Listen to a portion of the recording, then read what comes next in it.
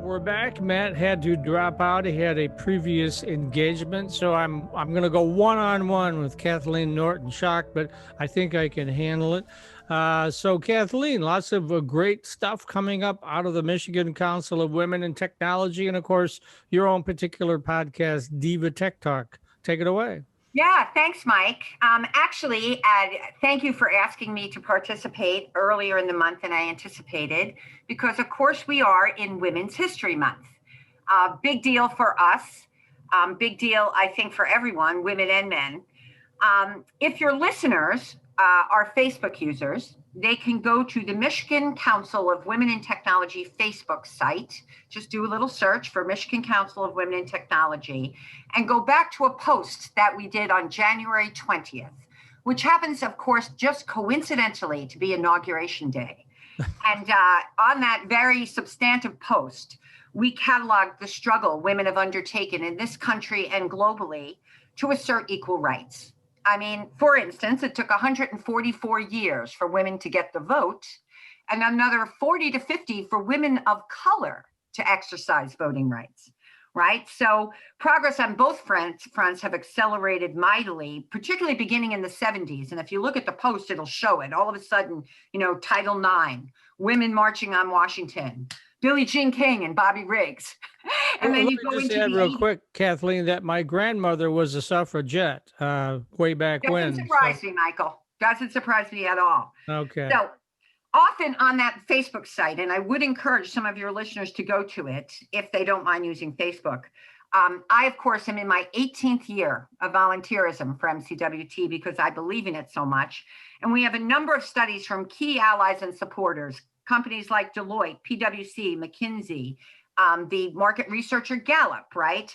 Stanford Center for Equity and E&Y. And there are substantive studies, some that go over 10 years, some that go over 2 years, some that go over 15 years, that talk about how important it is for diversity, equity, and inclusion to be part of the way we treat the world, and particularly for both nonprofits and for-profits. In the case of nonprofits, there's lots of data that says that you make a greater impact more quickly and more efficiently when you have diverse teams.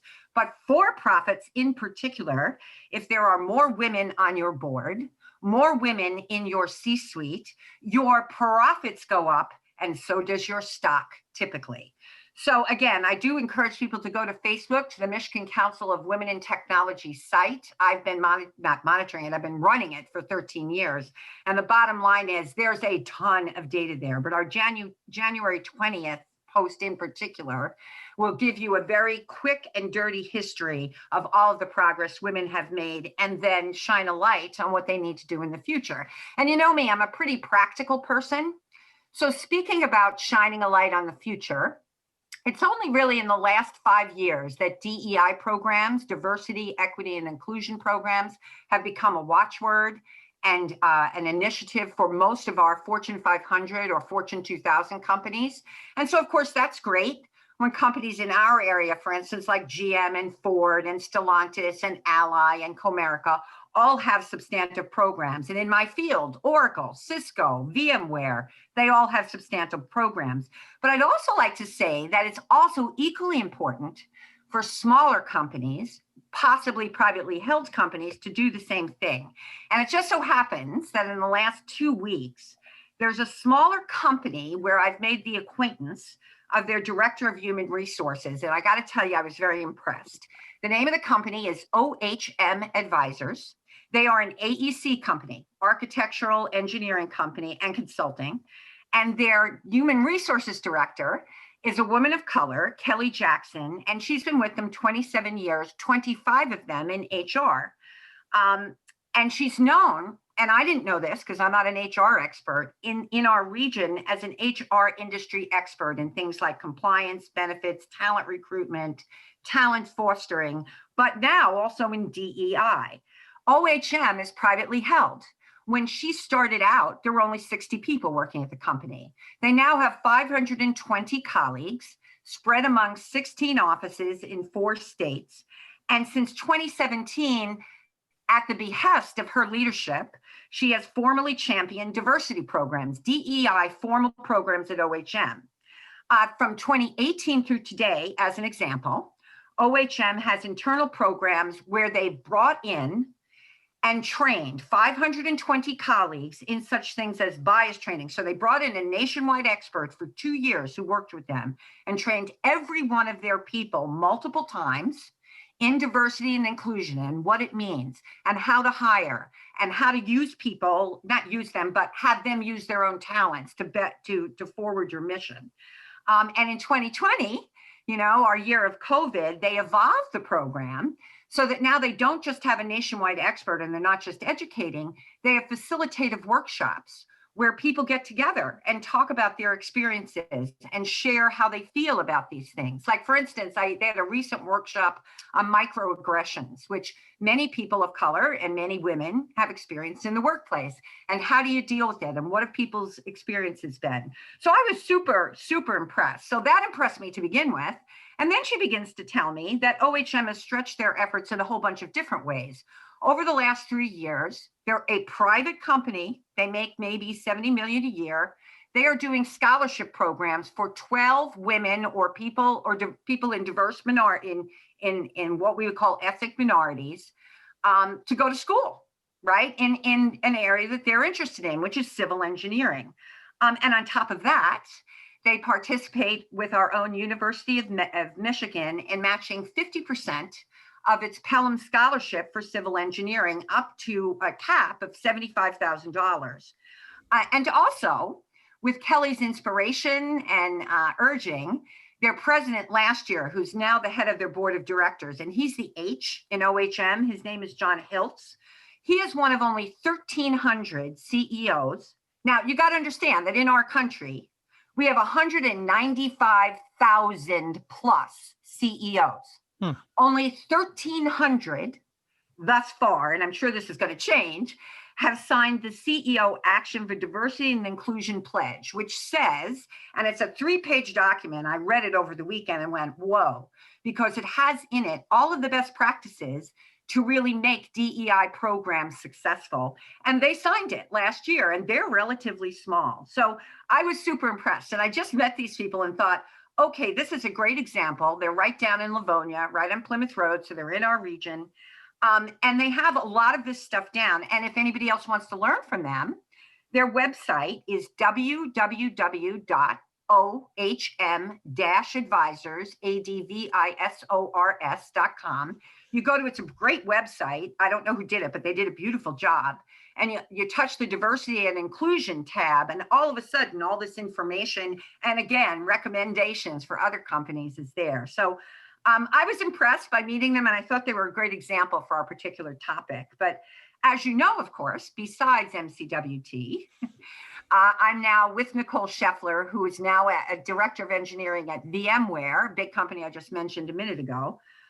Diva Tech Talk is a labor of love for us. And we publish every month podcasts highlighting women leaders, right? And women tech leaders, because that's the field we're in.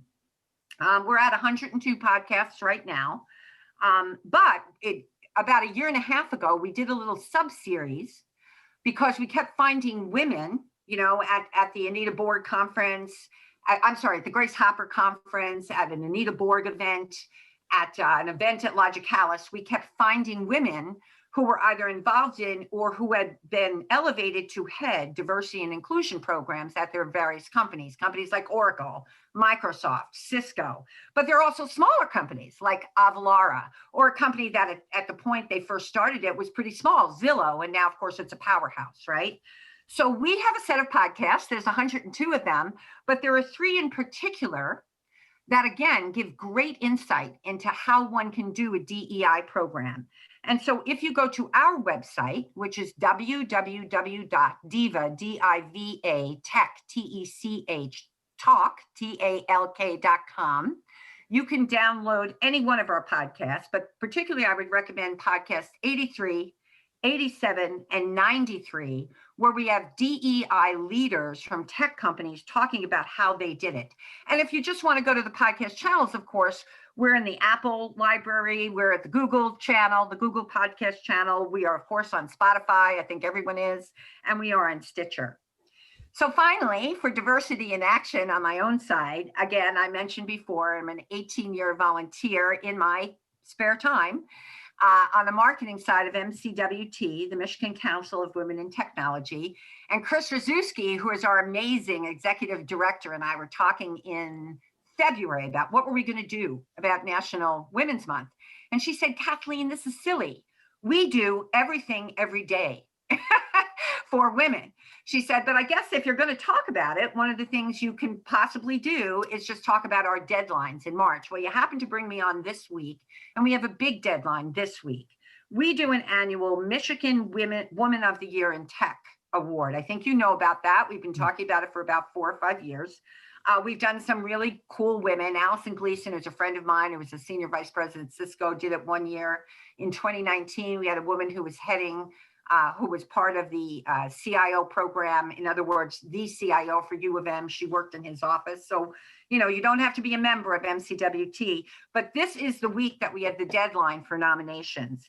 So I would ask if anybody knows a woman who embodies our mission. And as you know, our mission is inspiring and growing women in technology. So the nominee probably has to be a person who leads today or has led in the past, some kind of significant positive change for women, either women who are working in, teaching, or studying IT. It has to be an IT or some kind of computer-related field of study or mission in life. But the recipient does not need to be a member of MCWT. Nomination forms are available on our website, www.mcwt.org, and submissions have to be emailed to awards@mcwt.org by March 19th, which is this coming Friday.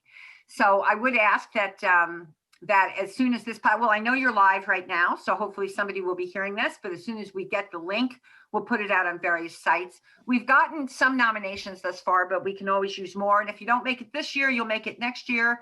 It'll be awarded we always do a career event, a big one in May. I can't remember the formal name of it, but we'll probably talk about it next month. And then obviously too, there's the press involved. You know, I mean, we'll get the press release out and we'll all know about this fabulous person who won as Woman of the Year in Technology for, I think this would be our 5th or 6th year. All right, well, we got about a minute left. So one more time, run me through all those websites where everybody can pick up all this information. Okay, so for good examples on a great smaller company DEI, diversity, equity, and inclusion program, I do recommend that people go to my new friend, Kelly Jackson's site, where she's director for the last quarter of a century of HR for OHM Advisors. And that would be www.ohm-advisors,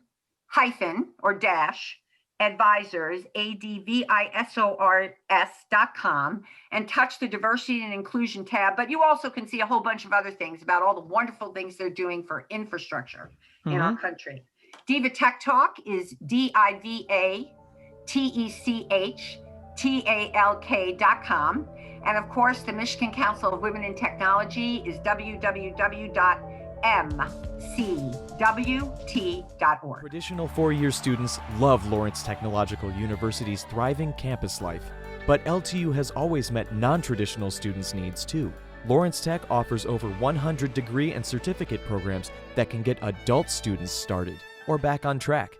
And most of our classes are conveniently offered evenings at our beautiful Southfield campus or online, so you can balance your social, family, and work life even while you power up your career. Lawrence Tech, where Blue Devils dare.